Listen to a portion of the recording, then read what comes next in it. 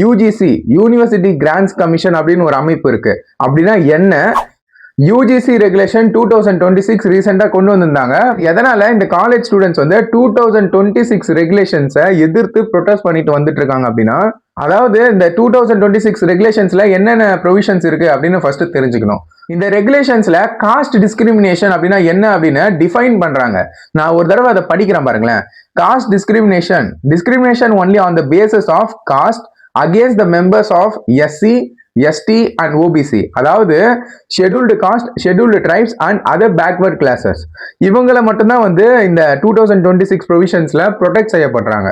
அதாவது SC, ST, OBC இவங்க இந்த 3 கேட்டகரியில வரக்கூடிய மக்கள் அவங்கள காஸ்ட் ரீதியா வந்து பாகுபாடு பண்றாங்க. அதாவது டிஸ்கிரிமினேஷன் அவங்களுக்கு நடக்குது அப்படின்னா அவங்களுக்கு வந்து பனிஷ்மெண்ட் கிடைக்கும். அதாவது யார் வந்து இந்த டிஸ்கிரிமினேஷன் பண்றாங்களோ, அதாவது பாகுபாடு காமிக்கிறாங்களோ அவங்களுக்கு. பட் ஆனா இந்த இடத்துல நம்ம ஒரு விஷயத்த நோட் பண்ணணும்.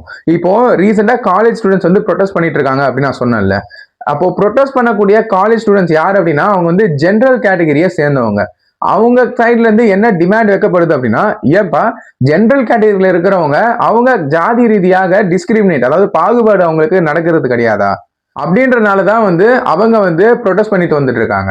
இந்த இடத்துல நம்ம என்ன புரிஞ்சுக்கணும் அப்படின்னா, ஜெனரல் கேட்டகரியிலேயே பல கேஸ்ட், அதாவது கேஸ்ட் வந்து மிங்கலாகி தான் இருக்கும். அவங்களுக்குள்ளேயே பல பாகுபாடுகள் வந்து பண்ணிக்கிறாங்க. அது நம்ம சொசைட்டில இப்போ நடந்துட்டு இருக்கு அப்படின்னு அவங்க சொல்றாங்க. இந்த யூஜிசி 2026 ரெகுலேஷன் அந்த ஜெனரல் கேட்டகரி மக்களை வந்து ப்ரொடெக்ட் செய்யல அப்படின்றனாலதான் காலேஜ் ஸ்டூடெண்ட்ஸ் வந்து ப்ரொடெஸ்ட் பண்ணிட்டு வந்துட்டு இருக்காங்க. இதுவும் ஒன் ஆஃப் த ரீசன் அப்படின்னு சொல்லலாம். சுப்ரீம் கோர்ட்ல வந்து இந்த ரெகுலேஷன் 2026 ஸ்டே வாங்கியிருக்காங்க.